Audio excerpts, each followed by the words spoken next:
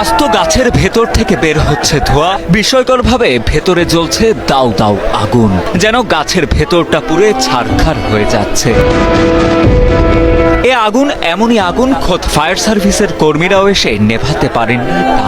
তাজা গাছের ভেতরে আগুন জ্বলার খবর চারদিকে ছড়িয়ে পড়তেই দূর দূরান্ত থেকে এসে ঘটনাস্থলে ভিড় করছেন শত শত উৎসুক জনতা। এলাকায় সৃষ্টি হয়েছে ব্যাপক চাঞ্চল্যের। আগুনটা যে কিভাবে ধরে এটা তো আমরা বলতে পারতেছি না। এখন তো নিচে হয়তো বা অনেকে যে খড়কুটা ফেলে, এখন ওখানে আগুন দিয়েছিল কিনা মনে করতেছে অলৌকিক একটা ঘটনা বা একটা দাবানল সৃষ্টি হয়েছে এখানে, যত সম্ভব বোঝা যায়। এর ভিতর থেকে প্রতিটা ডাল থেকে যেভাবে আগুন বাড়াইতেছে তাতে গাছের মানে বয়স অনুপাতে বলা লাগে প্রায় 50 বছর বয়স হয়েছে গাছে। আমি সকালে এসে যখন দেখলাম এই অবস্থা, আমি নিজেও ভিডিও করে নিলাম।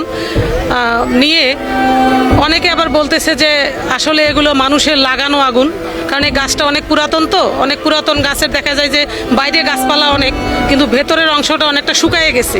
শুকিয়ে যাওয়ার কারণে আগুনটা হয়তো বা বিভিন্ন কাণ্ড দিয়ে বের হচ্ছে। 1 জুলাই শতবর্ষী করাই গাছ থেকে আগুন বেরোনোর এই ঘটনাটি ঘটে কুড়িগ্রাম চিলমারী উপজেলার রমনা রেল স্টেশন চত্বরে। স্থানীয়রা জানান, সকালে বিশাল গাছটি থেকে ধোঁয়া বের হতে দেখেন অনেকে। কাছে গিয়ে দেখেন মাটি থেকে প্রায় 10-12 ফুট ওপরে শতবর্ষী ওই গাছের বিভিন্ন ডালের ভেতর থেকে দাউ দাউ করে জ্বলছে আগুন। সে সময় এলাকার লোকজনের পাশাপাশি ফায়ার সার্ভিসের কর্মীরাও সেই আগুন নেভাতে ব্যর্থ হন। তবে কিভাবে এই আগুনের সূত্রপাত তা খতিয়ে দেখার দাবিও জানান এলাকাবাসী। আগুনের একটা কুণ্ড, মানে ওই ভাড়ার আগুন, যেমন আমার দরজা খুললে ধরুন আগুন দেওয়া যায় না, ওইরকম তন্দুরের আগুন। এই গাছের সাথে আমার সুসম্পর্ক, মানে আত্মা বেতাত্মার সম্পর্ক। আমাকে এখানে দিনে 24 ঘন্টা অতিবাহিত করা লাগে, কিন্তু আমি তো কল্পনা করতে পারতেছি না এই আগুনটা কিভাবে আসলো, কিভাবে লাগলো। এর আগে এখানে মেথরেরা ছিল, তখনও তো এরকম অঘটন ঘটে নাই। ওরা তো এখানে সাথে ছিল, ঘর লাগা ছিল।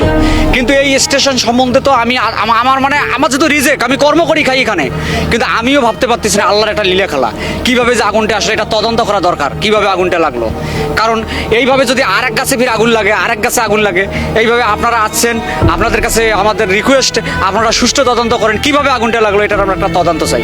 এদিকে করাই গাছে এমন রহস্যজনক অগ্নিকাণ্ডের ঘটনার পর ঘটনাস্থল পরিদর্শন করেন কুড়িগ্রাম চিলমারী উপজেলা নির্বাহী কর্মকর্তা সবুজ কুমার বসাক। তিনি জানান, সব দিক থেকে চেষ্টা করেও গাছটির আগুন নেভাতে পারেনি ফায়ার সার্ভিসের কর্মীরা। গাছটি বাংলাদেশ রেলওয়ের অধীনে থাকায় রেলওয়ে কর্তৃপক্ষকে বিষয়টি অবগত করা হয়েছে বলেও জানান এই কর্মকর্তা। সম্ভবত যে গাছের ভিতরে যে আংশিক অংশ হয়তো বা আপনার শুকনো হতে পারে, অথবা ওটাতে হচ্ছে আপনার আঠালো যে ইয়াটা আছে সেটা হয়তো বা দাহ্য পদার্থ মনে হয়, যে কারণে এটা ইয়া করা যাচ্ছে না, এরকম একটা সুবিধা হবে।